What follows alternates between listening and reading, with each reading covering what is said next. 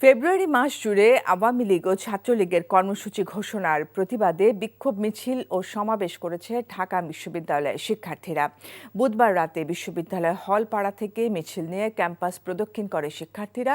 পরে টিএসসির রাজু ভাস্কর্যে সংক্ষিপ্ত সমাবেশ করে তারা। শিক্ষার্থীরা বলেন, জুলাই আগস্টের গণহত্যার বিচারের আগে আওয়ামী লীগ রাজপথে নামার চেষ্টা করলে ছাত্র জনতা তাদের প্রতিরোধ করবে। দ্রুততম সময়ের মধ্যে গণহত্যার দায়ে আওয়ামী লীগের রাজনীতি নিষিদ্ধ করার দাবিও জানায় শিক্ষার্থীরা।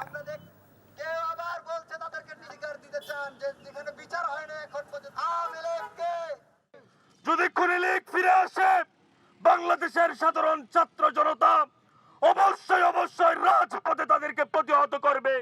গণহত্যার মূল মদদ দিয়েছিল সেই সন্ত্রাসী আওয়ামী লীগকে এখন নিষিদ্ধ করা হয়নি।